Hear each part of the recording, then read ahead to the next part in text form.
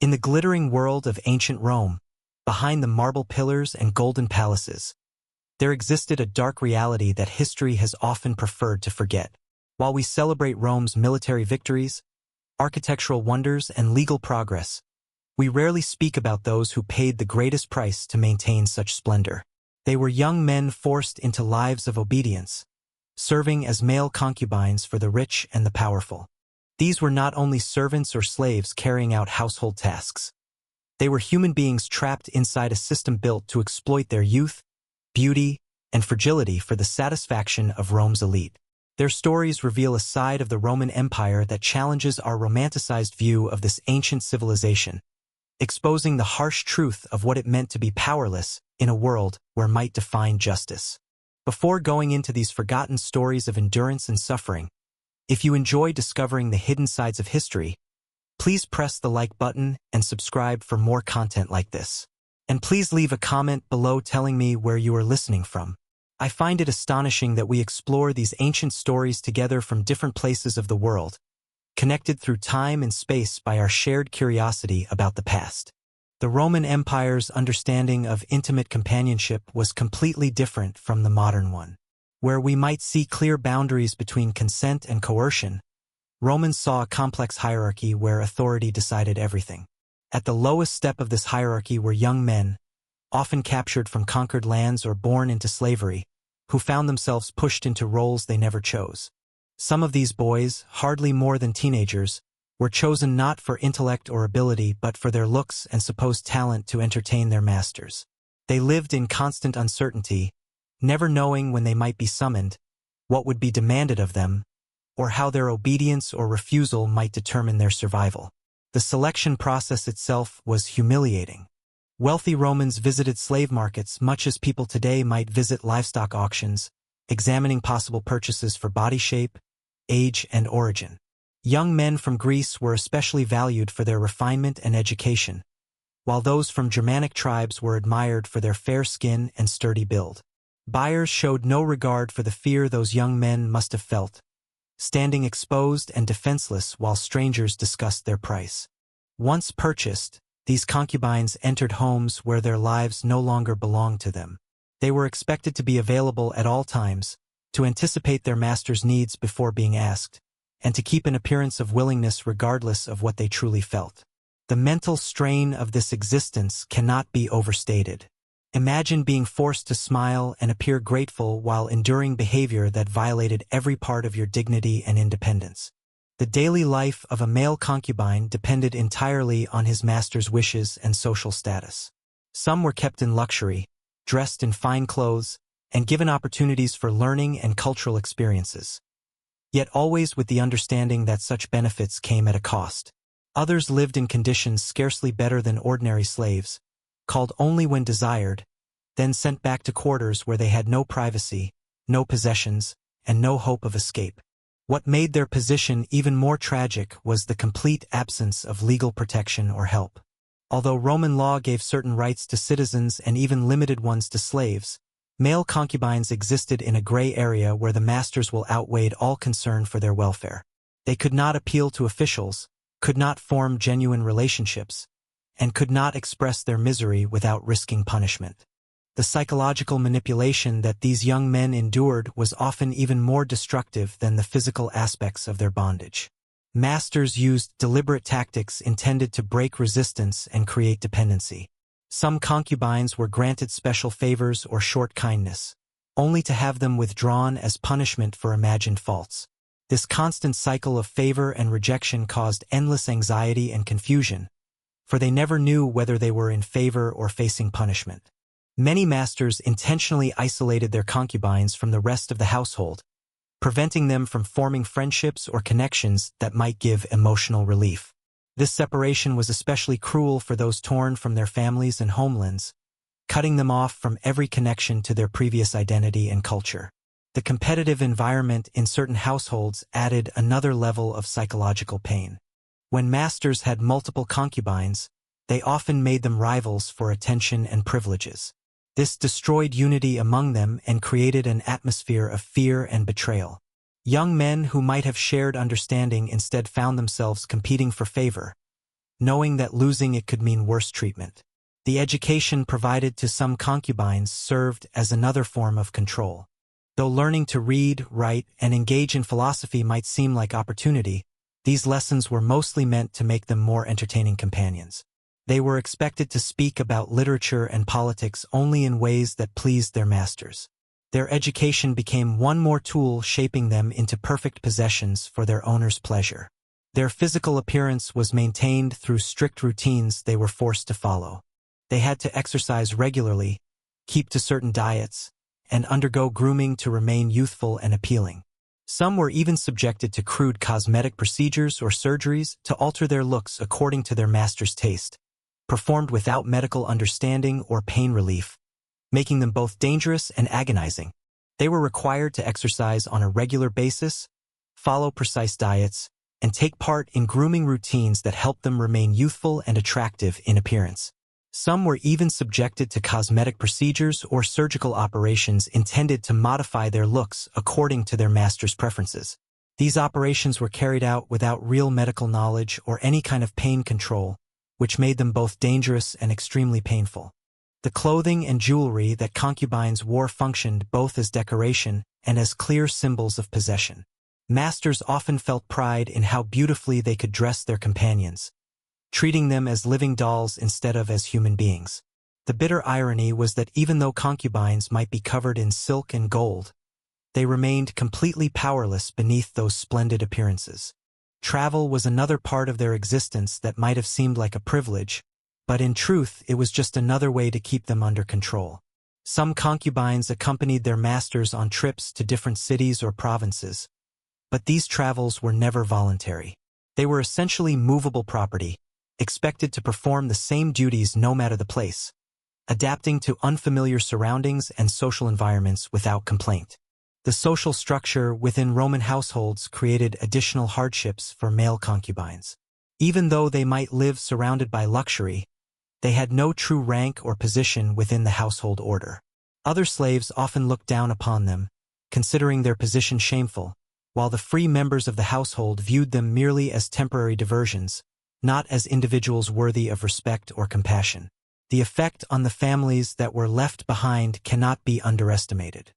When young men were taken away as concubines, their relatives often never discovered what had happened to them. Parents could spend years wondering if their sons were alive or dead, without realizing that they were trapped in situations from which escape was almost impossible. This separation was especially cruel in cultures where family connections were sacred and community support essential for survival. Some concubines became enslaved through debt, when families facing financial ruin were forced to surrender their sons to pay what they owed. These families were placed before an unbearable choice: to watch all their children die of hunger or to sacrifice one son to save the rest. The psychological weight on both the families and the young men was crushing, as everyone involved understood the price being paid. The few surviving accounts of concubines attempting to escape describe desperate young men ready to take enormous risks for even the smallest hope of freedom. Punishments for failed escape attempts were extremely harsh and public, meant to frighten others from trying the same. These punishments included not only physical pain but also public humiliation, as masters wanted to demonstrate complete authority over their possessions. Some concubines attempted to end their suffering by suicide, but even this final escape was often denied to them. Masters who had spent large amounts of money purchasing and maintaining their concubines took precautions to prevent such losses, including constant surveillance and removing any object that could be used for self-harm. The religious aspects of Roman life gave no comfort to these young men. Although Romans worshipped gods linked with protection and justice, these divine protections did not seem to extend to male concubines. Some found comfort in foreign beliefs or secret cults, but even these spiritual practices had to be performed secretly, since masters controlled nearly every part of their concubines' existence, including religion. The financial value placed on concubines created a market that ensured the continuous capture and trade of young men. Wealthy Romans competed with one another to possess the most beautiful or talented companions, driving prices higher and encouraging traders to continue supplying the demand. The turning of human beings into commodities reached its extreme in these deals, where young men's lives were reduced to pure financial value. Training institutions existed specifically to prepare young men for lives as concubines, similar to how gladiator schools trained fighters for the arena. These establishments were both brutal and profitable, systematically destroying the personalities and will of their students while teaching them the abilities expected by their future masters. The training program included not only physical exercises but also psychological conditioning designed to create obedient and attractive companions. The age at which young men entered such a life varied, but many were still children when their fates were decided. The developmental damage caused by growing up in these conditions cannot be overstated. These boys never had the chance to build normal relationships, pursue personal interests, or even understand what healthy human attachment meant. Differences between regions in the treatment of concubines reflected the diversity of cultures within the Roman Empire, but none of these differences offered genuine protection or dignity. In some areas, local customs gave slightly better treatment, while in others it was even harsher. Yet, no matter the region, the same absence of liberty and autonomy remained constant. The aging or dismissal of concubines revealed another cruel side of their existence. Unlike other slaves who could sometimes buy or earn freedom, concubines who lost physical beauty were often abandoned without means or skills for survival. Some masters simply discarded their aging companions, while others sold them to lower households where living conditions were far worse. The rare examples of concubines who managed to gain their freedom and achieve later success are remembered exactly because they were so rare. These individuals often had to reinvent themselves entirely, hiding their past and struggling to overcome the psychological harm left by their early lives. Their success stories, while inspiring, also show how unusual it was for anyone to escape this system unharmed. Medical care for concubines was never given out of compassion but only to maintain their worth as property. Masters wanted to keep their investments healthy and pleasing, so they provided treatment when it was needed. However, such care focused solely on preserving appearance and physical condition, without any concern for mental health or long-term consequences. The social acceptance of this system among the Roman upper class reveals much about the moral structure of ancient Rome. While Romans prided themselves on their ideals of honor, duty, and virtue, these values apparently applied only to free citizens of suitable social rank. The suffering of concubines was simply viewed as irrelevant to moral consideration, showing how completely they had been dehumanized within Roman society. Some concubines developed what we would now recognize as methods of survival, learning to read their master's moods, anticipate their desires, and navigate the complex social order of their households. While these abilities helped them avoid the harshest punishments, they also forced them to become skilled actors, constantly performing happiness and gratitude while hiding their true emotions. The changing rhythms of Roman social life affected the experiences of concubines as well. During grand festivals and public celebrations, they might be expected to take part in lavish entertainments, while quieter times offered only brief pauses from attention. Yet even those moments of calm were filled with anxiety about when they might be summoned again. Communication with other concubines or household slaves was often limited, but whenever possible, these young men created secret systems of support and information exchange. They learned to communicate through small gestures and coded speech, warning one another about their master's tempers or offering comfort during the most difficult times. These bonds, though necessarily secret, provided vital emotional relief in an otherwise isolated life. The influence of this system extended far beyond its direct victims, shaping Roman culture as a whole. The normalization of using people as tools for pleasure contributed to a wider climate of exploitation and cruelty. This moral indifference made it easier for Romans to justify other kinds of violence and oppression, from the bloodshed of gladiatorial games to the ruthless suppression of slave uprisings. Archaeological evidence offers faint glimpses into the lives of these forgotten individuals. Objects unearthed in rich Roman homes include items likely used to control or monitor concubines, along with personal belongings hinting at their daily existence. Yet most traces of their presence have vanished with time, just as their voices were silenced in life. Literary references to male concubines in Roman writings are generally short and evasive, reflecting authors' reluctance to describe the darker details of these relationships. Between the lines, however, we can sense the reality of lives marked by helplessness and abuse. The transitions when concubines were sold to new masters were among the most traumatic, forcing them to face uncertainty, different expectations, and unpredictable levels of cruelty or leniency. Each transfer meant beginning again, relearning how to survive in a new environment while maintaining the mental defenses that had protected them before. Some masters viewed their concubines merely as temporary distractions, soon losing interest and either selling them or sending them to ordinary domestic labor. Others formed long-term attachments that, though still exploitative, offered a small degree of predictability. Neither situation offered genuine safety, since the concubine's future always depended entirely on his master's will. The seasonal migration of wealthy Romans between city houses and countryside estates meant that many concubines spent their lives constantly moving between different settings and social circles.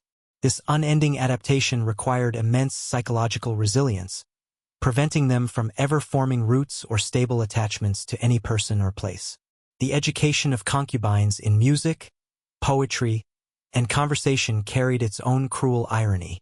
They were taught to appreciate beauty and art while being denied any chance to create or express it themselves. They became living repositories of culture and refinement, yet only for their master's enjoyment, never their own. The physical training imposed on concubines was intended to preserve their attractiveness but was often harsh and exhausting. Young men had no choice but to endure any exercises, diets, or bodily alterations that their masters demanded, no matter the cost to their health or mind. The great festivals and private celebrations of Roman society brought even greater pressure on concubines, who were expected to perform in elaborate entertainments and private gatherings. These occasions might appear joyful, but for the concubines, they represented new chances for humiliation and exploitation.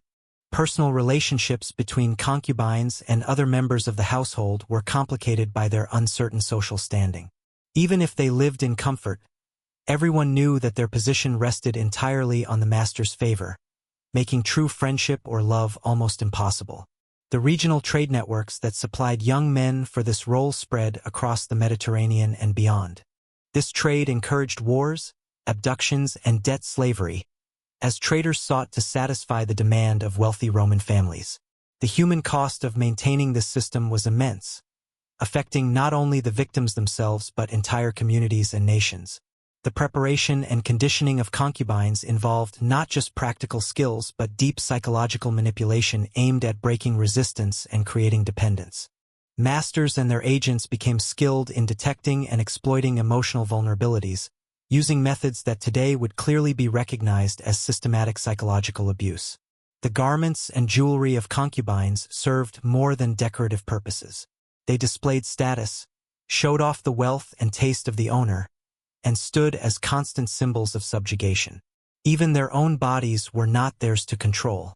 The medical and grooming practices forced upon concubines often included procedures that were painful, hazardous, or permanently disfiguring. Such acts were performed without concern for the concubine's consent or well-being, treating their bodies purely as possessions to be modified according to their master's desires. The psychological effect of maturing or spending one's formative years in such conditions produced lasting harm that touched every aspect of these young men's lives. They never had the chance to develop normal ideas of consent, autonomy, or healthy relationships, which made recovery extremely difficult even if they eventually obtained freedom. The social isolation imposed on many concubines prevented them from building the social skills and connections that might have helped them survive or escape their situations. This isolation was often intentional, because masters wished to stop their property from forming alliances or receiving outside support. The economic calculations that determined concubines' fates reduced human beings to simple monetary values, with prices shifting according to age, appearance, abilities, and origin. This commodification made it easier for masters to justify treating them as disposable objects rather than as human beings deserving basic dignity and respect. The impact on Roman society of normalizing this degree of exploitation and dehumanization reached far beyond the immediate victims. A culture that could accept the systematic abuse of vulnerable young men was prepared to accept other forms of cruelty and injustice, adding to the wider pattern of oppression that marked much of Roman history. The few glimpses we possess of resistance and rebellion among concubines reveal the desperate measures some took to assert their humanity and dignity. These acts of defiance, though often futile and severely punished, show that the human spirit could not be completely crushed even under the most oppressive circumstances. The religious and philosophical systems of Rome provided no meaningful protection or comfort for these victims. While Romans debated intricate questions of ethics and virtue, they apparently saw no contradiction between such lofty ideals and the systematic exploitation of powerless young men. The seasonal rhythms of Roman social life created predictable patterns of exploitation, with certain times of the year bringing increased demands on concubines' time and energy. These cycles meant that even during relatively quiet periods they lived with the knowledge that busier and more demanding times were approaching. The impact of this system on the families and communities from which concubines were taken cannot be overlooked. The loss of young men to this trade affected not only the immediate victims but entire social networks, contributing to the broader disruption and suffering caused by Roman expansion and exploitation. The training and preparation of concubines involved systematic techniques for breaking down their psychological defenses and creating compliance. These methods were refined over generations of practice, forming a system that was both efficient and devastating in its effects on its victims. The legal framework of Roman society gave concubines no meaningful protection, treating them as property rather than persons with rights. This legal invisibility rendered their suffering invisible as well, allowing masters to act with complete impunity while society looked away. The economic incentives driving this system created a self-perpetuating cycle of exploitation, as profits from trading human beings encouraged the continued capture and abuse of young men. Breaking this cycle would have required fundamental changes to Roman society and values that never occurred. The physical and psychological conditioning imposed on concubines was designed to produce perfect compliance, but the human cost of this conditioning was enormous. Young men were systematically stripped of autonomy, dignity, and identity, often never recovering these essential parts of humanity, even if they later gained freedom. As we reflect on these forgotten stories of suffering and survival, we must remember that behind every historical statistic stood a real human being with hopes, fears, and dreams that were never allowed to flourish. The concubines of ancient Rome were not footnotes to history, but individuals whose experiences reveal important truths about power, exploitation, and human resilience. Their stories challenge us to look beyond the marble facades and golden treasures of ancient Rome to see the human cost of the civilization's grandeur. They remind us that historical progress often came at the expense of the most vulnerable members of society, and that the price of luxury and power was frequently paid by those who had no choice. The systematic nature of this exploitation shows how easily societies can normalize and institutionalize cruelty when it serves the interests of the powerful. The Romans' ability to maintain elaborate philosophical and legal systems while simultaneously operating this network of human trafficking shows how selective moral reasoning can become when it protects existing power structures. These young men's experiences also illuminate the remarkable resilience of the human spirit. Despite facing conditions designed to break them completely, many found ways to preserve some sense of self and dignity. Their small acts of resistance, moments of connection with others, and determination to survive represent victories of humanity over systematic dehumanization. Understanding their stories helps us recognize similar patterns of exploitation and abuse in our own time. Although the specific forms have changed, the underlying dynamics of power, vulnerability, and systematic oppression remain relevant today. Their experiences serve as a warning about what can happen when societies allow the powerful to treat other human beings as objects for pleasure and profit. The silence that surrounded these stories for so long reflects our continuing discomfort with acknowledging the full extent of historical injustice. By bringing these forgotten voices back into historical awareness, we honor their memory and remind ourselves of our obligation to prevent such systematic abuse from happening again.